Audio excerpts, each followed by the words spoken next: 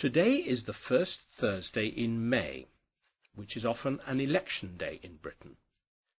People in many parts of England are voting today in local council elections. In Scotland there are elections to the Scottish Parliament, and in Wales there are elections to the Welsh Assembly. Our elections today are not as important or exciting as the French presidential election on Sunday, but you may be interested to hear something about how they work. There is a separate vocabulary note with a list of words relating to elections. To be honest with you, many British people don't think that today's elections are important or exciting either.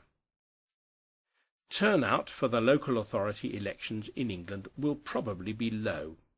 Normally, only 25 to 30% of voters bother to vote in local elections.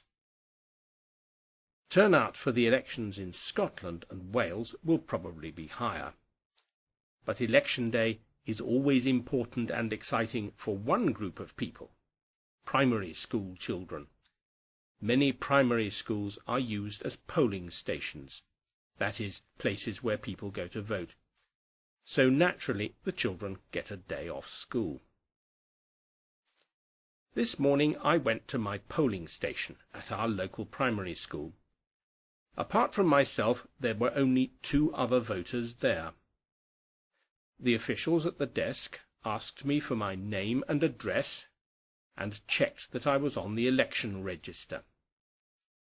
They gave me a ballot paper, which contained the names of the candidates and the political parties that they represent. There are 7 candidates in our ward. I am allowed to vote for one candidate by putting a cross beside his or her name on the ballot paper. Then I put the ballot paper into a locked ballot box, which is on the table beside the election officials. This evening, after the polls close at 10 o'clock, the locked ballot boxes will be taken to the local council offices in the centre of Birmingham. Officials will open the boxes and count the votes. Some people vote by post, and the officials will count the postal votes as well. Each ward in Birmingham is electing one councillor in this election. The person elected will simply be the candidate who gets the most votes. We call this the first-past-the-post electoral system. It is like a horse race. The only important thing is who gets to the finishing line first. We do not have proportional representation for local authorities, nor for elections to Parliament. But there is proportional representation for elections to the Scottish Parliament and the Welsh Assembly, and for the European Parliament.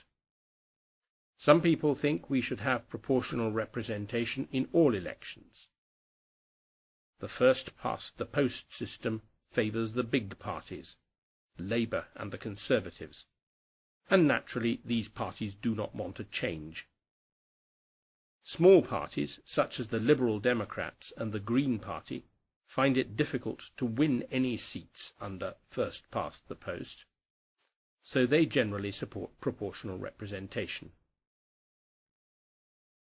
So, what will happen in today's elections?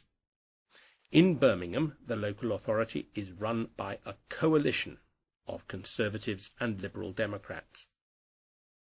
The Labour Party would like to regain control, but this is not likely at this election.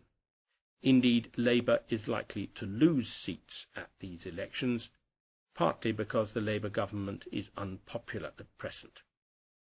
In Scotland, it is possible that the Scottish National Party will for the first time become the largest party in the Scottish Parliament. The SNP want complete independence for Scotland. We should know the results by tomorrow afternoon. I shall let you know what happens. Goodbye.